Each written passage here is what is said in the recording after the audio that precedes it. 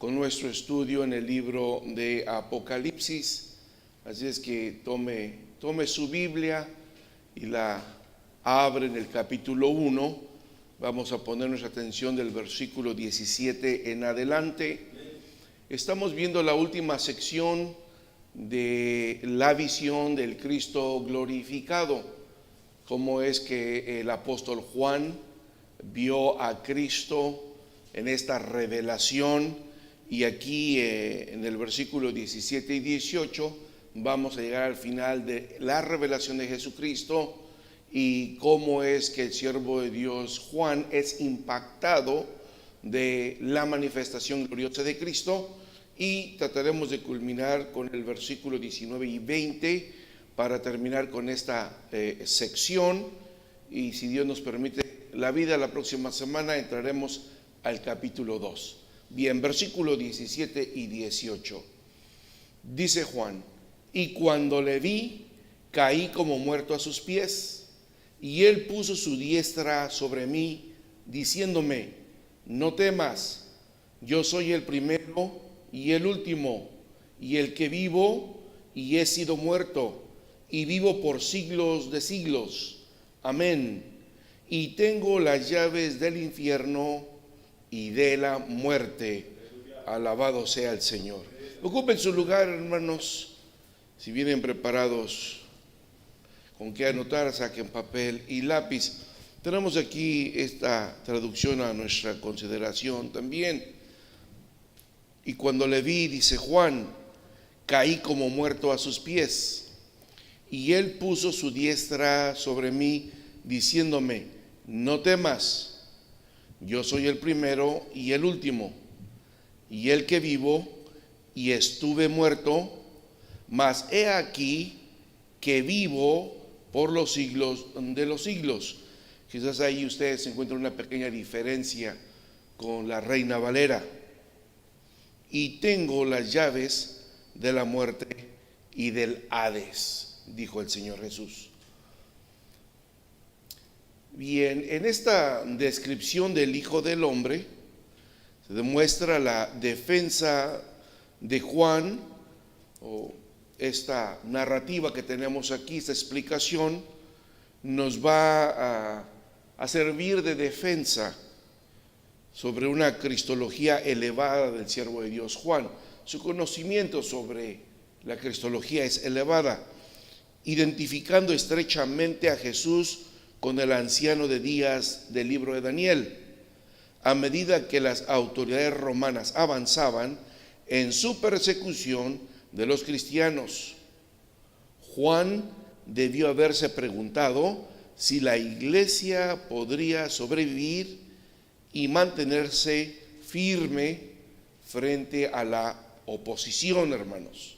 Eran tiempos muy difíciles, muy difíciles. Pero Jesucristo apareció en gloria, se manifestó a Juan con todo su esplendor, ratificándole, confiándole al siervo de Dios Juan que Jesús estaría al cuidado de todos los creyentes y que él tiene el poder para enfrentarse a todas las pruebas. Si él se puede enfrentar a todas las dificultades, entonces quiere que a través del siervo de Dios Juan, la iglesia recuerde que Jesús está en control no solamente de la iglesia, sino de todos los tiempos. Por eso es que se ha manifestado de una manera gloriosa, como le vimos en esta visión, con la cabeza de sus cabellos de color blanco, vestido de una larga túnica, ceñido con un cinturón de oro, sus pies bruñidos, recién sacados del horno, todavía brillando como el metal que está siendo fundido, sus ojos como llama de fuego, de su boca sale esta espada sica romana. Se manifestó así porque quiere notificar a las iglesias de Asia que Él todavía está en control de los tiempos y que Él es el Todopoderoso. Bien, vamos a ver cuál es la reacción del siervo de Dios Juan. Dice, y cuando vi,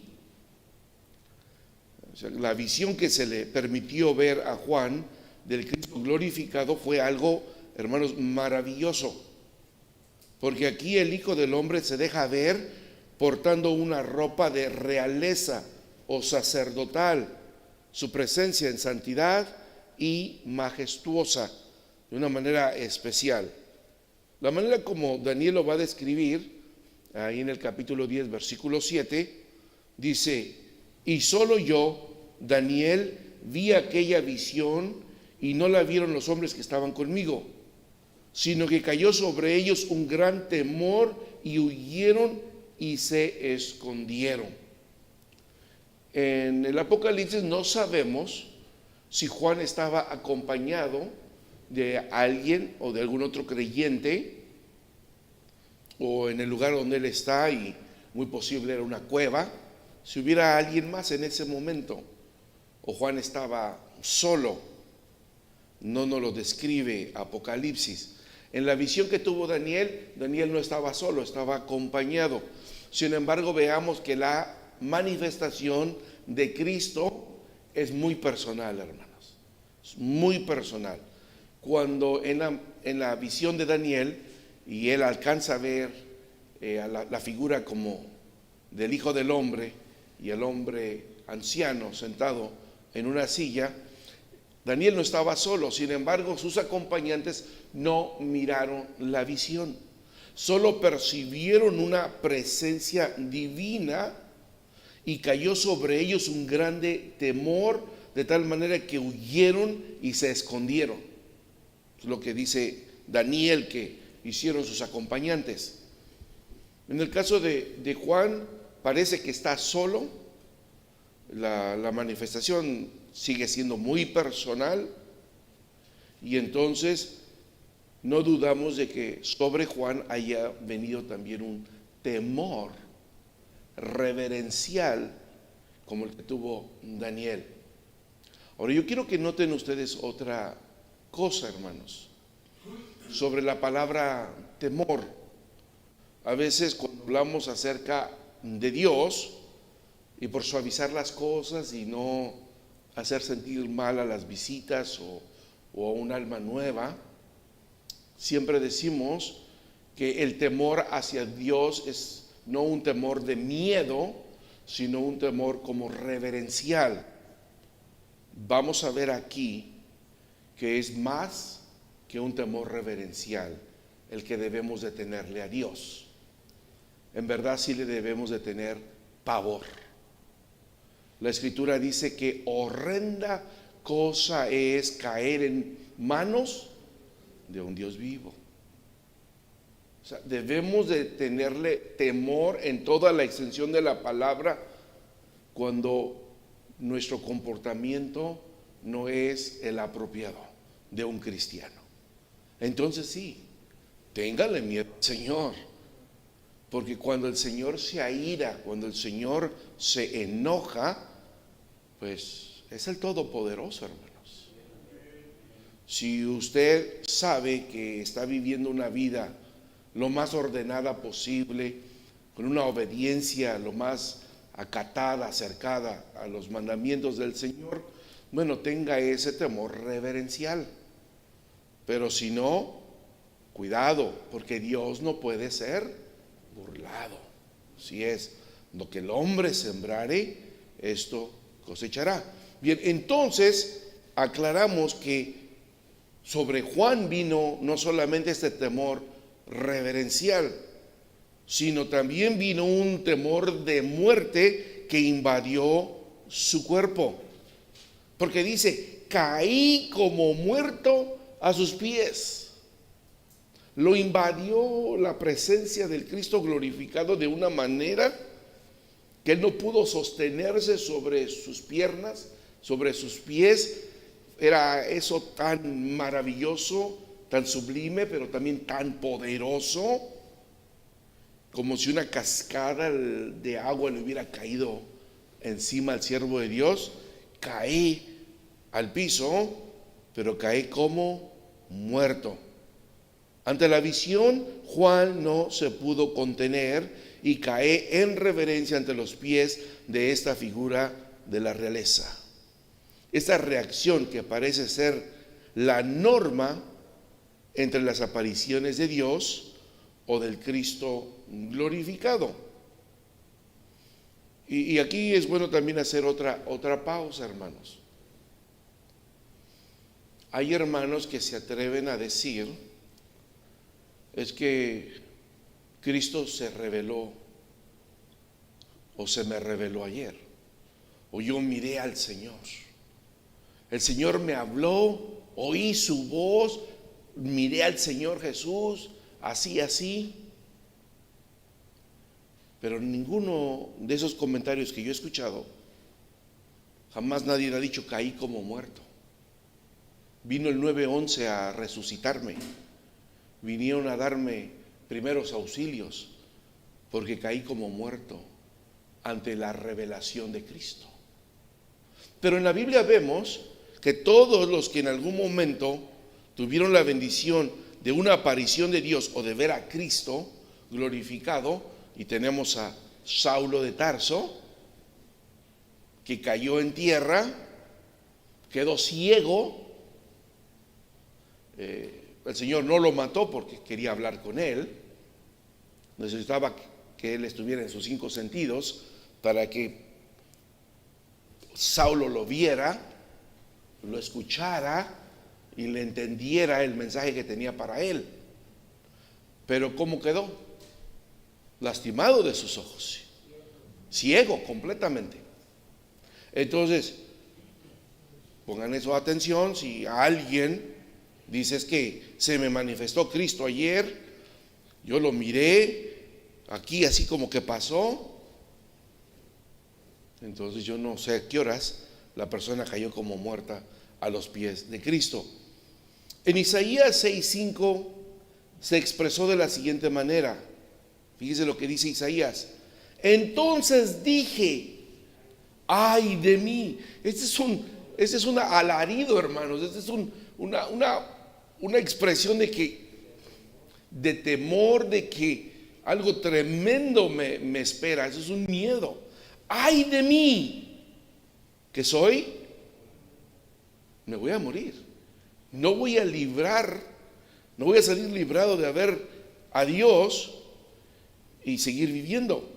Que siendo hombre inmundo de labios y habitando en medio de pueblo que tiene labios inmundos, han visto mis ojos al Rey, Jehová de los ejércitos. ¿Se da cuenta de la reacción de Isaías? Soy muerto. Juan dice, caí como muerto a sus pies, y aquel temor invadió todo su cuerpo, desde la cabeza hasta la planta de los pies. El profeta Daniel continúa diciendo en su experiencia, quedé pues yo solo y vi esta gran visión y no quedó en mí esfuerzo alguno. Antes, mi fuerza se me trocó en desmayo.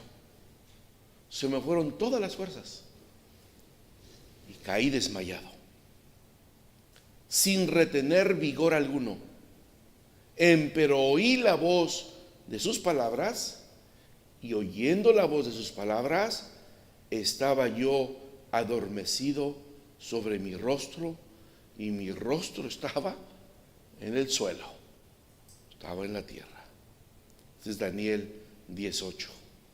Si esto es lo que entonces comparamos con la manifestación, con la respuesta física que tuvo el siervo de Dios Juan, con otros siervos de Dios que tuvieron visiones similares, y sí concuerdan los testimonios de ellos.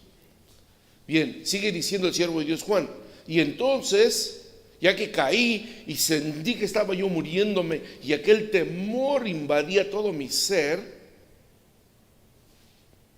tranquilamente el Señor puso su diestra sobre mí. así de una manera tranquilizadora, como un padre que levanta a su hijo cuando cae y lo trae a sus tiernos brazos. Puso delicadamente su diestra sobre mí. Eso es lo que es la impresión que da aquí en el griego. El apóstol Juan entonces responde con temor a la visión de Cristo. El mandato de Cristo a Juan es: no temas, no te preocupes. ¿Por qué? Porque el efecto de la visión sobre Juan fue caer como muerto. Naturalmente, una visión así podría generar mucho temor en cualquier ser humano, pero la grandeza de su contenido nos debe de inducir al santo temor, sino a la confianza en el Rey resucitado. Sí, quizás nuestra tendencia sea a tener miedo, tener pavor ante una manifestación así, pero la invitación es a mejor a tener confianza en el Rey resucitado, y es por eso que el Señor pone la mano sobre Juan, y caí a sus pies como muerto, y él puso su diestra sobre mí, diciéndome: no temas. Con la misma mano derecha que apenas un momento antes había sostenido las 7 estrellas, el Hijo del Hombre toca suavemente ahora a Juan y le asegura que no hay necesidad de tener temor. Ese es un toque de consuelo, de seguridad, el cual debe ser transmitido a todos los cristianos anonadados ante la gloria y la majestad de Cristo. Sí, es posible que tengamos temor. Si en un culto tuviéramos la dicha, la bendición de ver al Cristo glorificado, creo que también nos entraría ese temor. Pero aquí lo que debemos de entender es de que cuando va a entrar ese temor, debemos de pensar de que Jesucristo, si aparece en medio de su iglesia, no es para destruirla, sino es para transmitir esa seguridad, ese amor y ese perdón misericordioso sobre sus hijos. El temor es innecesario debido a la identidad del Hijo del Hombre.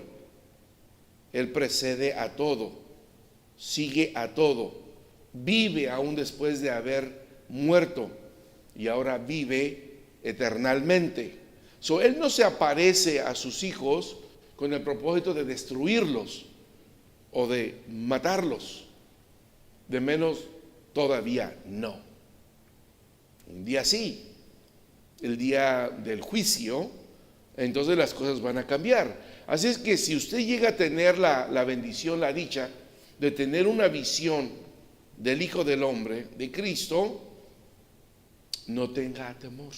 Al contrario, déle la gloria a Dios y tenga usted la seguridad que por su sangre nuestros labios, que eran inmundos, ahora son santificados. No por nuestras obras, no por que nosotros pudiéramos alcanzar alguna santidad o justificación, sino todo es por la sangre de Jesucristo. También Daniel dice lo mismo, Daniel 10:10. Y he aquí, una mano me tocó, después de que él perdió la fuerza y cayó como desmayado y su cara cayó en el piso, dice: una mano me tocó e hizo que me moviese sobre mis rodillas y sobre las palmas de mis manos. Si pueden imaginarse esa figura, él completamente derribado en tierra, y la mano donde el Señor hace que él termine de rodillas y después con las manos en la tierra. ¿Por qué? Porque lo está levantando, necesita hablar con él. Sí, no aparece el Señor para derribarnos, Es una reacción normal de un ser humano ante la presencia del Todopoderoso. Con la autodescripción interpretativa del Hijo del Hombre en estos versículos, se toma inicialmente a sí mismo, dice él, inicialmente se llama el primero y el último. Esta es una clara referencia a las autopredicaciones de Yahvé o Jehová, como en Isaías 44:6. Ahí él dice de sí mismo: así dice Jehová, Rey de Israel y su Redentor, Jehová de los ejércitos. Jehová dice: yo soy el primero y yo soy el postrero, y fuera de mí no hay Dios. Para nosotros no es una sorpresa saber que el Señor Jesús tiene este mismo título, el título de Jehová del Antiguo Testamento, y él también se autonombra: yo soy el primero y soy el último. Entonces a nosotros no nos queda ninguna duda que el Señor Jesucristo es Dios encarnado o en persona. Es una clara referencia directamente a Jehová en el Antiguo Testamento. En las palabras yo soy el primero y el último, Juan reconoció a Jesús, quien él es el yo soy. Así lo escribió Juan en su Evangelio, Juan 8:58. Jesús es también el primero como creador, Juan 1:1. Él llevará todas las cosas a su final, así por ser el cumplimiento de todas las cosas al final de los tiempos. Cristo es el que va a llevar todas las cosas a su término, al final de los tiempos. Entonces, ¿quién está en control de los tiempos y de las sazones? A final de cuentas, el Señor Jesucristo. El Señor Jesucristo. Él es el primero y el último, el principio y el fin. Qué aliento saber que Jesús está al principio y al fin de la historia humana, y siempre así estará con todos los santos. Continuamos con nuestra explicación del versículo. La aparente declaración media paradójica, como que choca, sobre Cristo, sobre el tema de que estuvo muerto, mas he aquí que vivo, como que es medio paradójico, ¿no? Si ya murió, pues ya se murió. ¿Cómo es que vive? Pues cabe la pena aclararlo, aunque sabemos que Él es Dios, que Él es el Señor. Mas he aquí que vivo por los siglos de los siglos, proporciona mayor fundamento para la seguridad nuestra. El texto griego literalmente dice: me hice muerto.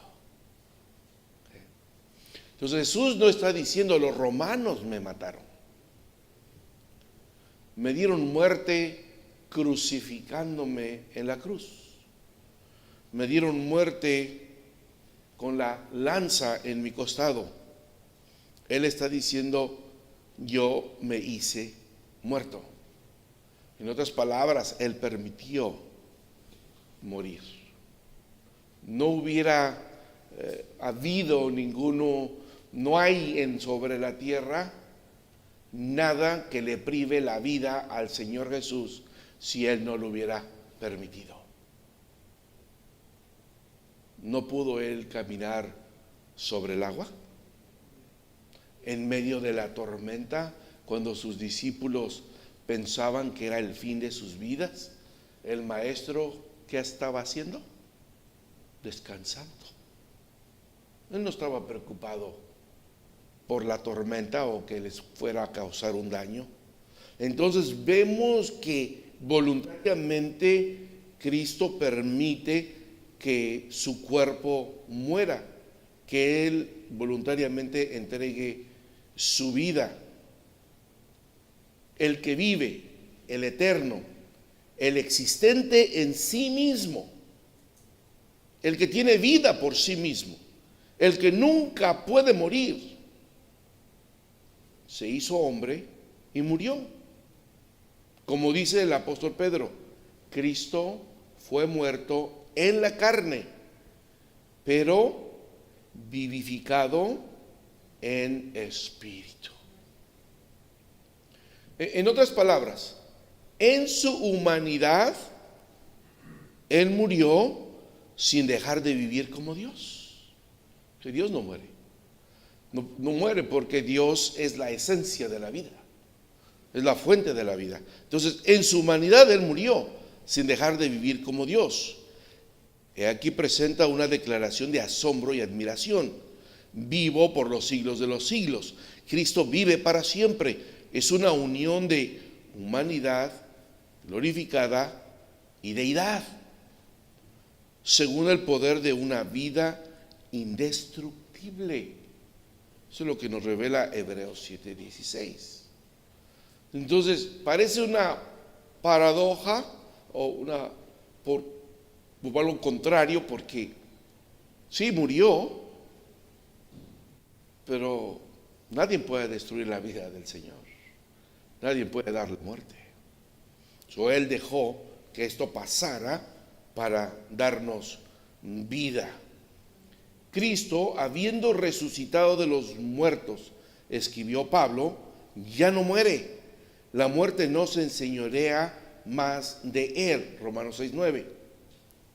Entonces esta verdad nos brinda, hermanos, consuelo y seguridad, porque Jesucristo puede también salvar perpetuamente a los que por Él se acercan a Dios, viviendo siempre para interceder por ellos.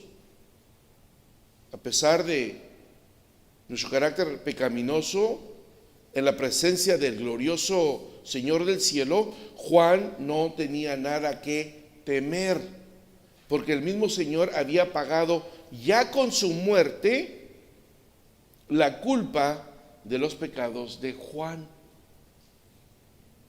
Y no solamente los de él, sino los de todos nosotros. Y se había levantado para ser su eterno abogado.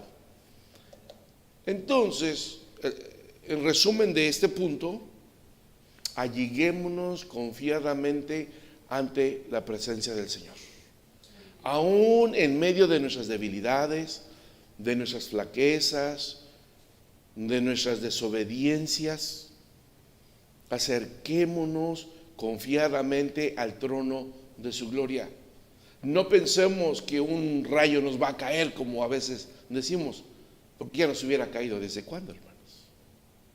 Sino que Él en su misericordia, en su bondad, sigue poniendo su diestra sobre nuestro hombro, hermanos. Es el símbolo de su muerte y resurrección. Ese es el símbolo cuando Él dice, y por eso tengo las llaves de la muerte y del Hades. Está diciendo Juan, no te preocupes, ya no vas a morir. No vine yo a destruirte ni a matarte.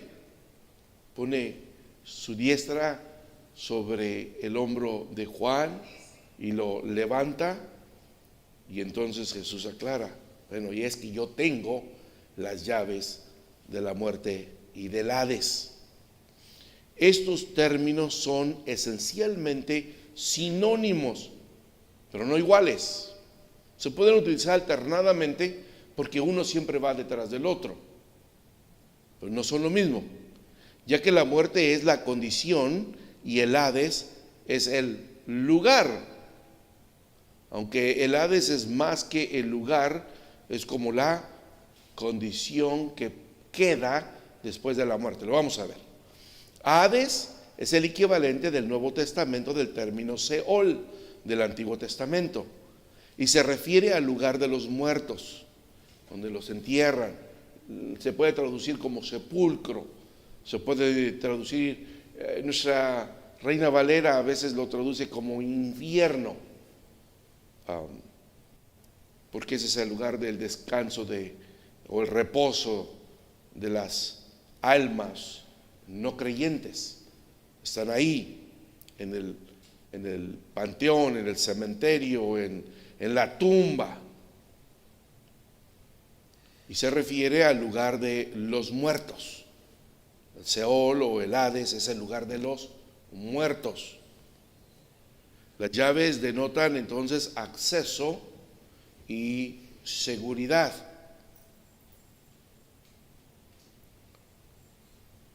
Sin embargo, debemos de notar que el uso de la palabra Hades aquí no puede significar el infierno ni tampoco el sepulcro.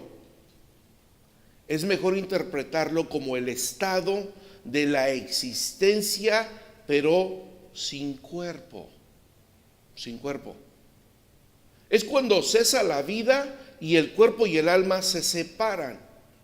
Por esa razón, el Hades sigue siempre a la muerte.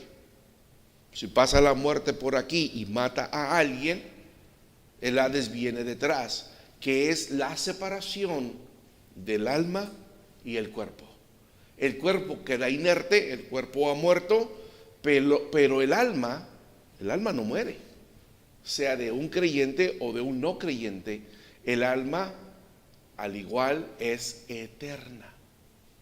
Si no, se pudiera desvanecer o desintegrar cuando el alma del pecador entre al lago de fuego ardiendo. Sin embargo, no se va a desintegrar, no va a morir, ahí estará sufriendo día y noche. Y las almas de los santos, de los redimidos, estarán en la gloria, disfrutando día y noche por la eternidad. Entonces, aquí a eso podemos entenderlo como el Hades, no un lugar físico, sino a esta acción en la que se separa el alma del cuerpo. Y dice, las llaves. Denota entonces acceso y seguridad.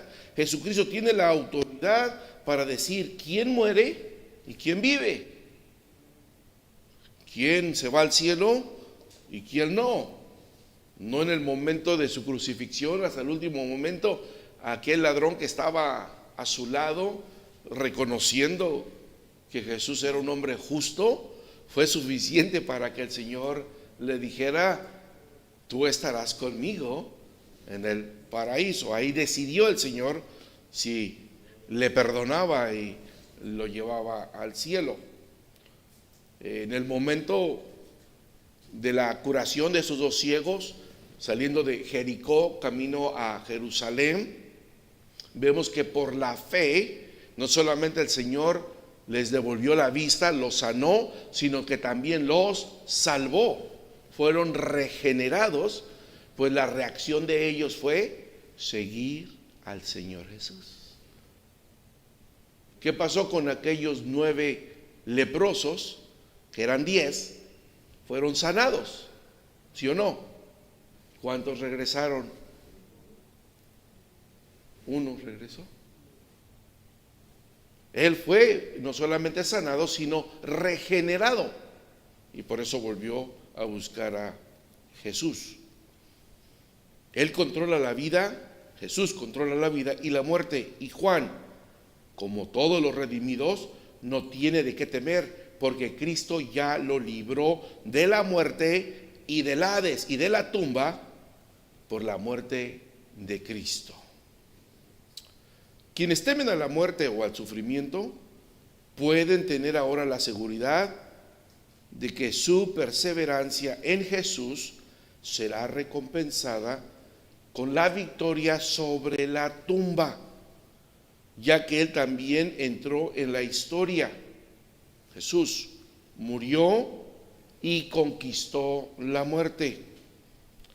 Su resurrección nos muestra que Él posee el remedio, hermanos, para la muerte y para el Hades. ¿Se recuerdan que nos tenemos este comentario muy coloquial de que no, todo tiene solución menos la muerte, decimos nosotros? Bueno, pues estamos equivocados cuando decimos eso, porque en Cristo hasta la muerte tiene solución, hermanos, porque no padeceremos de la muerte segunda o de una muerte eterna, Entonces ahí está la solución. Para el Hades o el sepulcro, la solución es Cristo. Nuestros pecados nos condenan, pero Jesucristo absolutamente tiene las llaves para la muerte y el Hades. Solo Él puede librarnos de la esclavitud de Satanás también. Eso es lo que significa que Él tiene las llaves. Miren, cuando Cristo da su vida en la cruz del Calvario y resucita al tercer día, Él destruyó el efecto del pecado sobre nosotros y nos liberó de nuestras cadenas de pecado. Él venció la muerte y por ende el Hades, y Él venció a Satanás. Nos libra del pecado, nos libra de la muerte y nos libra de Satanás, hermanos. Esto es lo que Cristo hizo con su muerte y su resurrección. Entonces, cuando Él dice que tiene las llaves, es que Él tuvo la autoridad para darnos esa bendición y la sigue teniendo, y se ha convertido en nuestro abogado permanente hasta que entremos a la gloria. Y entonces esto que está vestido de carnalidad, de inmundicia, será vestido de inmortalidad. ¿Sí? Cuando seamos también nosotros glorificados con Él. Esto es hermanos, una grande bendición, el reconocer esto de que Cristo tiene las llaves. ¿Alguna pregunta, algún comentario, hermanos? Porque si no, vamos a entrar a la última sección de este capítulo. Ya vimos el Cristo glorificado, la reacción en Juan, y ahora vamos a entrar al mandato divino. Jesús se presenta, aparece porque tiene una orden para Juan, tiene un mandato, tiene unas instrucciones para él. Bien, vamos adelante. Seguimos en la revelación del Cristo glorificado, que es del versículo 9 al 20. Vamos a entrar en esa última sección, el mandato divino, versículos 19 y 20. Bien, dice la Escritura: escribe las cosas que has visto, y las que son, y las que han de ser después de estas, el misterio de las 7 estrellas que has visto en mi diestra, y los 7 candeleros de oro. Las 7 estrellas son los ángeles de las 7 iglesias, y los 7 candeleros que has visto son las 7 iglesias. Bien, vamos a abrir este paquete de interpretación. Note de entrada, luego que nuestra traducción Reina Valera omite esta expresión: así que, por lo tanto, entonces. Usted la va a encontrar en la Biblia en inglés, la NASB 95, ahí la va a encontrar, pero en español no la va a encontrar. A lo mejor en la de las Américas es posible que la encuentres un poquito más literal, pero no aparece en nuestra Biblia esta expresión, aparece en el original. Les voy a decir ahorita por qué es importante. Nuestra Biblia comienza con escribe las cosas, pero el original dice: así que escribe las cosas que has visto, y las que son, y las que están a punto de suceder después de estas, el misterio de las 7 estrellas que has visto en mi diestra, y los 7 candeleros de oro. Las 7 estrellas son los ángeles de las 7 iglesias, y los 7 candeleros son las 7 iglesias. Hasta ahí vamos bien. Solo quiero hacer otra aclaración. Esta palabra se me olvidó ponerla en itálicas. Esta palabra no aparece en el original. Se entiende, y todas las traducciones están correctísimas, cuando dice cosas, acontecimientos, eventos. Bien, puede ser lo mismo, pero no aparece en el original porque no es necesario. En el griego no es necesario. En el griego sería: así que escribe las que has visto, y las que son y las que están a punto de suceder. ¿Qué? Pues cosas, eventos, ¿sí? Se entiende en el griego, pero en el español necesitábamos agregar esta palabra cosas o eventos para que tenga sentido, un sentido más claro para nosotros. Pero no es de menor importancia que aparezca o no aparezca. Bien, el mandato dado por el Hijo del Hombre puede constituir el bosquejo de todo el libro. Esto es importante que usted lo vea claramente.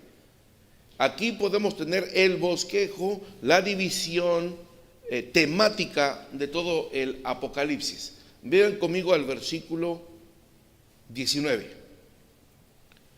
Primera sección, las cosas que has visto. Esta es una sección del libro. Las cosas que son el pasado, el presente, las cosas que son y las que han de ser o van a venir después de estas. El libro temáticamente se puede dividir en lo que es el pasado, lo que es el presente y lo que es por venir.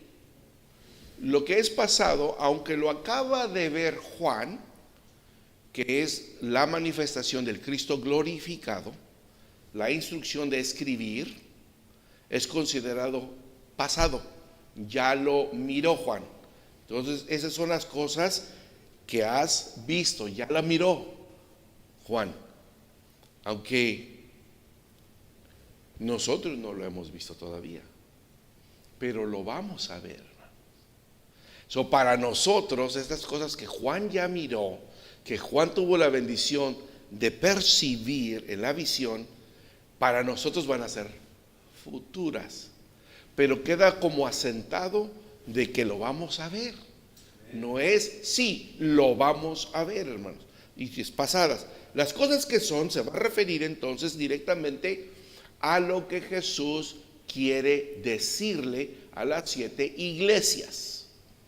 Y las 7 iglesias son desde la iglesia primitiva hasta el día de hoy, hasta el día en que la iglesia sea tomada o arrebatada de la tierra. Estas son las cosas que son. Y después del capítulo 3, versículo 21, creo, si no me equivoco, en adelante, hasta casi el final, entonces sería la tercera sección temática de las cosas que han de ser o van a suceder después de estas. Entonces, no debe quedarnos duda, fíjense, ni gramaticalmente, de que las cosas futuras no dan inicio hasta el término de los gentiles, hasta que se cierre la plenitud de los gentiles y la iglesia sea arrebatada, hermanos. La misma gramática nos da pauta para saber, para cerciorarnos que hasta que el tiempo, el reloj escatológico de la iglesia termine con el arrebatamiento, entonces inicia el reloj escatológico de las cosas futuras. Es ahí cuando el reloj escatológico de Israel, que ahorita está detenido, porque se detuvo en el momento en que Jesús dijo, consumado es, todo está apagado, y la cortina del templo se rasgó en dos, de arriba abajo. Las piedras se hundieron, vino un grande temblor, se oscureció el día, algunos santos salieron de sus tumbas. En ese momento el reloj escatológico de Israel se detuvo y empezó la marcha del reloj escatológico de la iglesia. El reloj escatológico de la iglesia termina con el arrebatamiento y vuelve a dar marcha el reloj escatológico de Israel. Ellos son los que van a ver en vivo y a todo color los acontecimientos futuros. Amén. Entonces yo quiero que quede claro eso, porque esa es nuestra teología, esa es nuestra interpretación, la manera de cómo nosotros vemos el Apocalipsis. Aunque en sentido esencial del tiempo aristo, de este verbo del griego que se maneja, a ver, déjenme, sí, de esta expresión, lo que has visto. No es necesario leer esto aquí, mire. El mandato dado por el Hijo del Hombre puede constituir el bosquejo de todo el libro de Apocalipsis. Se le pide al sirviente que escriba 3 cosas. Debe registrar lo que ha visto, registrar lo que es ahora y escribir lo que sucederá después. Lo que has visto es una traducción del verbo aristo e indicativo en voz activa, eido de griego, un verbo que significa simplemente ver. Pero como es aristo, él vio, está viendo y seguirá viendo, contemplando todo lo que el Señor le va a presentar. O sea que la visión no ha terminado, la visión continúa, sin embargo los tiempos están marcados. Lo que es pasado, lo que es presente y lo que será futuro. Por ejemplo, miren, la palabra griega on, porque esta es una N, on, no ha sido traducida en la Biblia Reina Valera, pero es de suma importancia su transliteración al español. Esta palabra se puede traducir como por lo tanto, entonces, así que. Esa expresión entonces deja ver la razón después de la visión de Cristo glorificado para escribir este libro y ser enviado a las 7 iglesias de Asia. Cuando Jesús dice, así que escribe, le está diciendo, es que hay una razón por la cual tú tienes que escribir. Y la razón del libro es la manifestación del retorno de Cristo, pero en esta ocasión en toda su gloria y su poder. En otras palabras, Juan acaba de ver la manifestación gloriosa de Cristo. Lo ha visto como jamás lo había visto.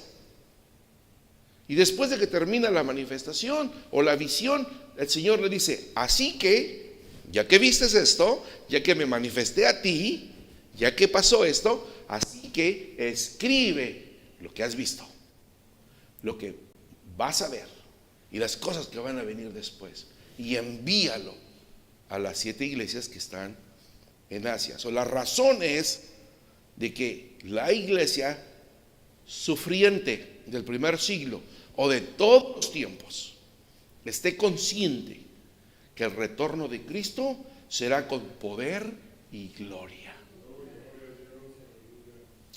A continuación, el vidente debe escribir lo que es ahora. Lo que sigue lógicamente es en los capítulos 2 y 3, que es el tiempo presente de la iglesia. Es el mensaje a las 7 congregaciones históricas de creyentes, desde que se fundó la iglesia primitiva hasta nuestros días. En esas cartas ahí hay unas evaluaciones que Jesús hace de sus iglesias, presenta promesas y advertencias en situaciones muy específicas de cada congregación.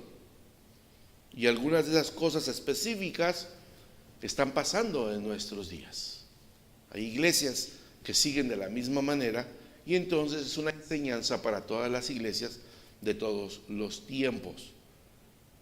Por lo tanto, esos capítulos 2 y 3 tratan lo que es ahora, lo que es ahora. Si continuamos con la explicación, luego Juan debe de registrar lo que sucederá después. Una traducción de la expresión griega metatauta, que podría traducirse como después de estas cosas. ¿Sí? Después de que se cierre el ciclo de la iglesia, vendrán otras cosas.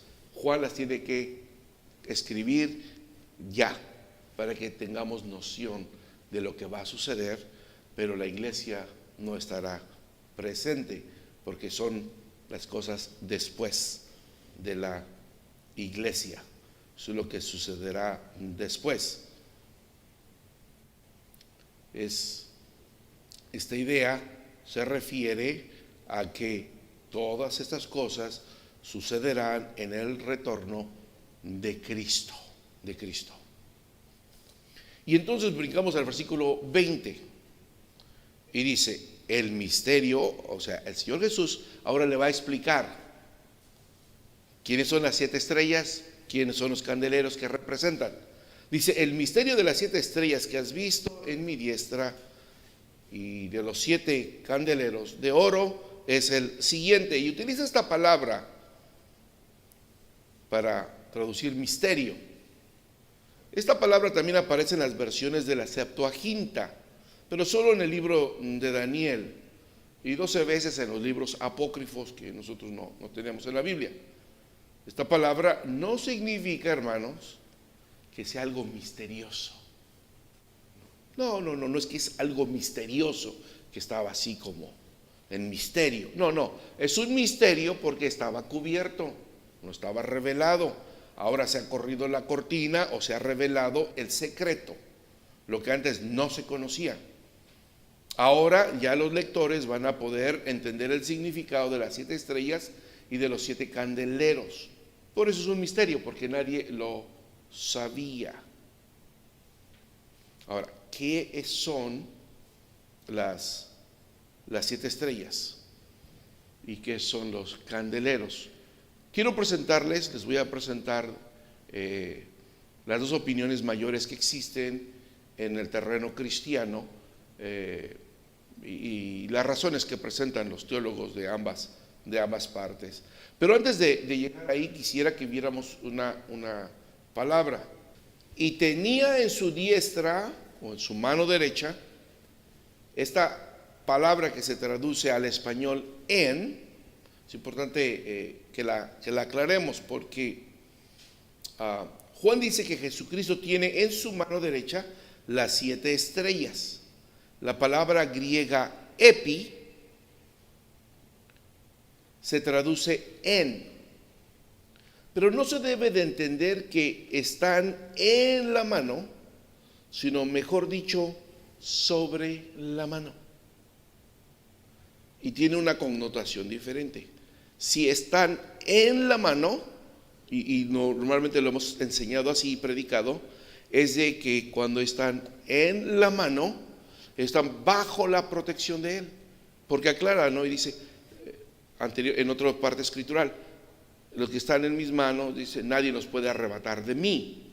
Sin embargo, esta palabra epi, que tenemos aquí, que es diferente en otras ocasiones, es mejor entendido como están sobre la mano. Él los lleva en la mano, significando no tanto protección, seguridad, sino relación. Están en mis manos como cuando uno saluda a un amigo, cuando uno abraza a un amigo entrañable.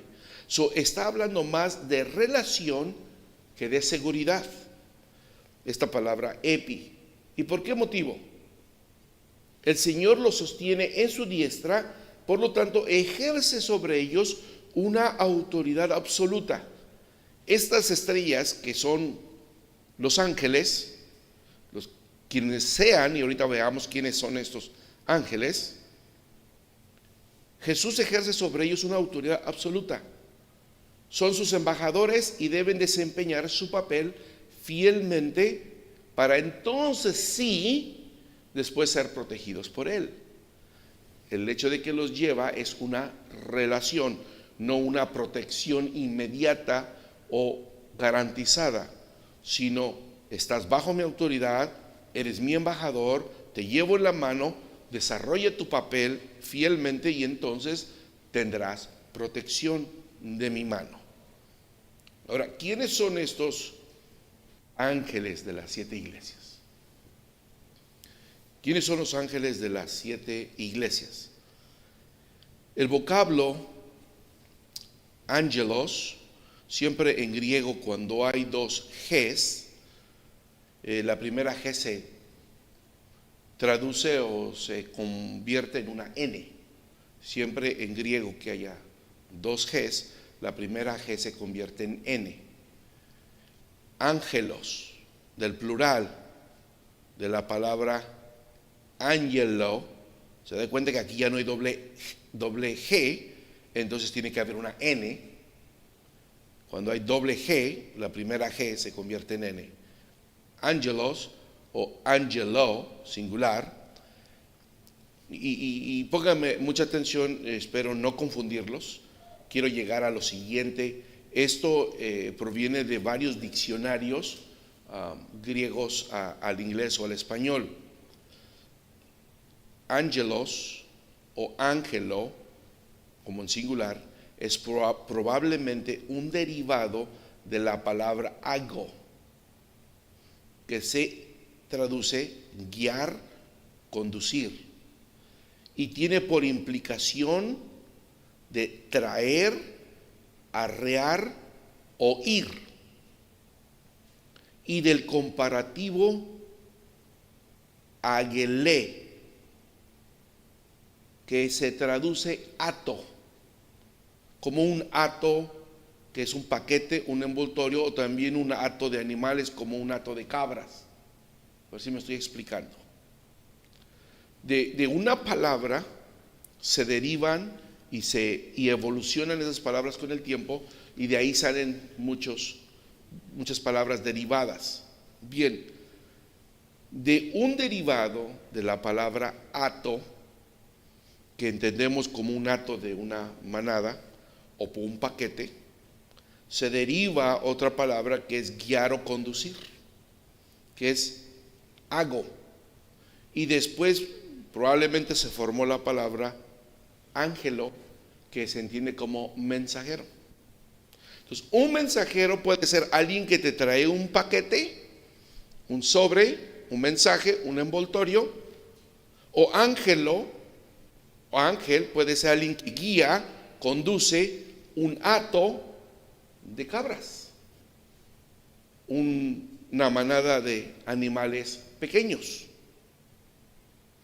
Puede tener dos connotaciones: traer un paquete, un mensaje, que esa es la manera más común que utilizamos en la Biblia. El ángel es el que lleva los mensajes del Señor, pero también alguien que guía y conduce una pequeña manada de animales como cabras o borregos. Por lo tanto, uniendo todas las partes de estas palabras, se puede traducir como el que trae nuevas o el que trae noticias, el mensajero, y por implicación, pastor o mensajero de la palabra. De ahí es que los teólogos, los eruditos, no se ponen de acuerdo en que unos dicen estos son ángeles celestiales que están al cuidado de la iglesia. Otros dicen no, son los pastores, los líderes de la iglesia que están al cuidado del rebaño del Señor. Ambas pueden tener razón, pero vamos a ver estas implicaciones rapidito, porque también es bueno que veamos diferentes posturas y usted con la ayuda del Espíritu Santo arribe a una conclusión. Algunos eruditos dicen que el versículo hace referencia a los ángeles guardianes de la iglesia. Otros dicen que son los ancianos o pastores. Veamos los argumentos de estas dos posturas. Les voy a leer la primera postura. Dice que en este versículo se incluyen tanto los seres celestiales como las iglesias terrenales, según la idea de representación corporativa, que se sugiere aún más al reconocer que los seres angélicos se identifican corporativamente con los cristianos como sus contrapartes celestiales en otras partes del libro. Por ejemplo, el ángel en Apocalipsis 19:10 y 22:9 dice: soy consiervo tuyo y de tus hermanos. Aquí un ángel está diciendo a Juan: no hagas esto, somos consiervos. Además, el ángel en Apocalipsis 8:3 parece representar a los santos, ya que recibe sus oraciones y las presenta ante Dios en el cielo. En consecuencia, los ángeles del versículo 20 se refieren, dice este teólogo, a seres celestiales que también representan a la iglesia delante de Dios. La razón principal para dirigirse a las iglesias a través de sus ángeles representantes es recordarles una dimensión de su existencia que ya es celestial. En otras palabras, sí, la iglesia está aquí, pero no es de aquí. Estamos en el mundo, pero no somos del mundo. Y hemos participado por Cristo de lo celestial. Es la argumentación aquí. Los incrédulos, moradores de la tierra, y que cuentan con ayuda y protección celestial en su lucha por no conformarse a su entorno pagano. Y uno de los propósitos de la iglesia que se reúne en la tierra en sus reuniones semanales es recordar su existencia e identidad celestial, modelando su adoración y liturgia según la adoración de los ángeles y la iglesia celestial al Cordero exaltado. Ya cuando les entregue yo sus notas, va a venir ahí la explicación más clara, más profunda. Entonces vean que unos piensan que esas estrellas que están en las manos del Señor son ángeles celestiales. ¿Ustedes qué piensan? Bien, vamos a ver otro punto. Como las 7 cartas en el capítulo 2 y 3 contienen reprensiones, en lo personal a mí me cuesta trabajo aceptar que estos líderes sean mensajeros celestiales, los cuales Jesucristo haría también responsables de la mala conducta de los creyentes. Pero si se trata de líderes o mensajeros de la tierra, cabe muy bien compartir la responsabilidad ante Dios por las iglesias que dirigen. Y por esta razón me agrada el argumento de Simon Kistemaker. Este es otro teólogo. Les voy a leer lo que él piensa y a ver si están de acuerdo con él o con el anterior. Este dice: el término ángel es común en el Apocalipsis, ya que ocurre 67 veces, pero es imposible defender que en la literatura juanina una palabra dada debe de tener el mismo significado en todo el libro, a no ser que el autor indique un cambio. Decir que ángeles debería significar seres celestiales y nunca mensajeros humanos va en contra de otros pasajes de la Escritura. Marcos 1:2, Malaquías 3:1, Lucas 7:24, Lucas 9:52. Desde un punto de vista analítico, ¿por qué instruiría Jesús a Juan para que escribiera cartas a 7 ángeles celestiales individuales? Nótese en griego el pronombre tous y los verbos respectivos están en singular,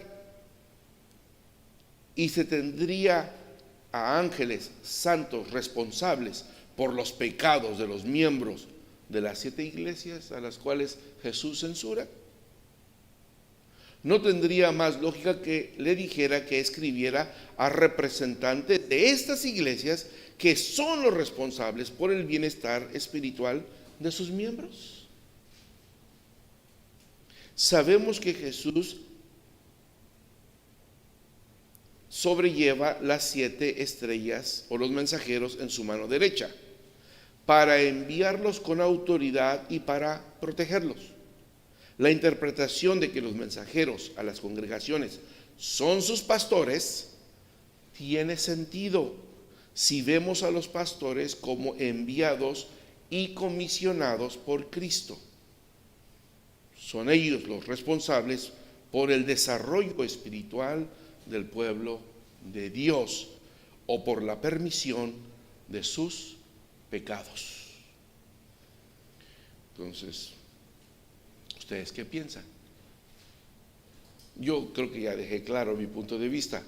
Yo creo que son los ministros, los pastores, los responsables de las congregaciones a quienes el Señor Jesús le envía estas cartas para que Él la lea a la congregación, porque Él es el primer responsable de lo que pasa ahí, ¿no?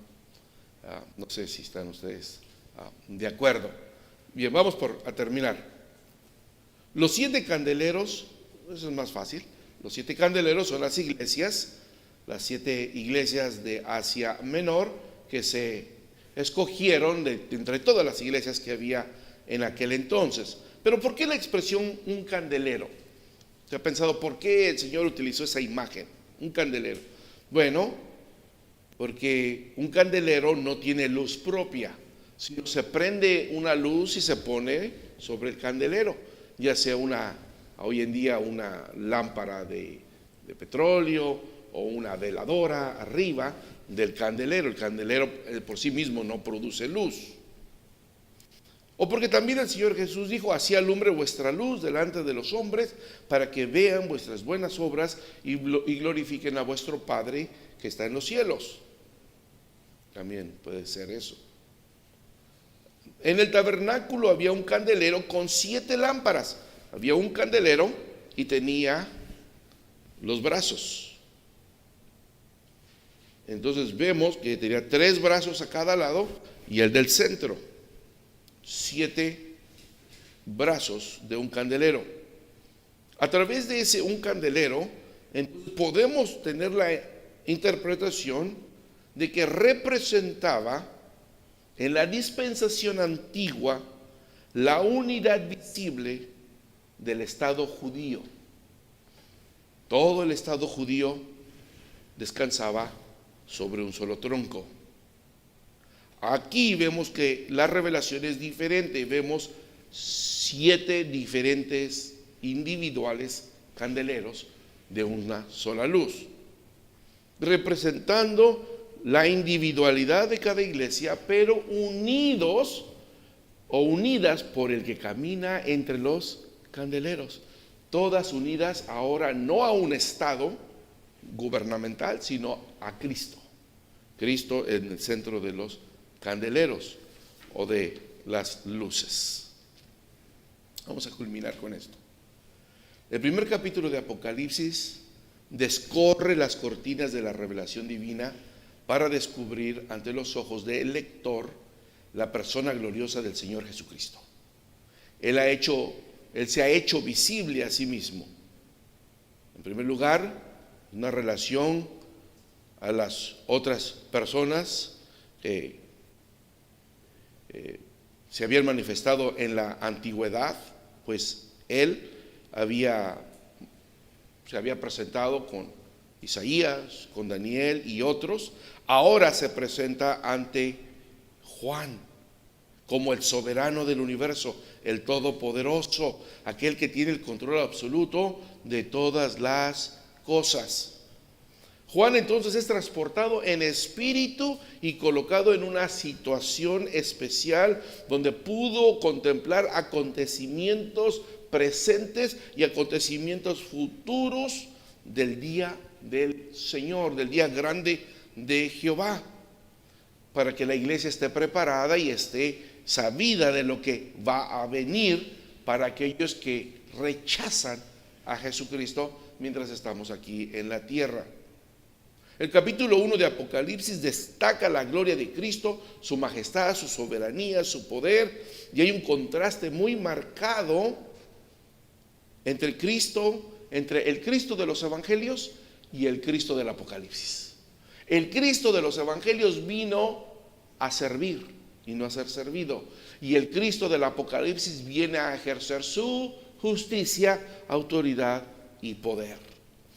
El Cristo de los evangelios entró a Jerusalén montado sobre un pollino, un rey humilde, sencillo, y ahora entrará triunfante, creando un tremendo terremoto, destruyendo el templo, destruyendo el monte de los olivos, el monte Moria, y haciendo de estos 2 montes una sola planicie donde va a construir el templo donde él reinará por 1000 años aquí en la tierra. Al igual que Juan, por lo tanto, todos los cristianos ahora tenemos la responsabilidad de transmitir las verdades que hemos aprendido de las visiones que se registran en este libro. Esas visiones pueden al principio ser alarmantes, inquietantes o fascinantes, pero ellas, como todas las escrituras, son inspiradas por Dios.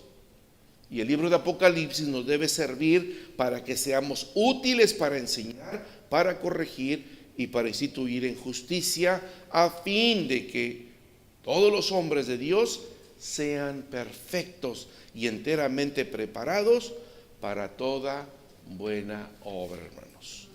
Y de esto trata el capítulo 1 del libro de Apocalipsis.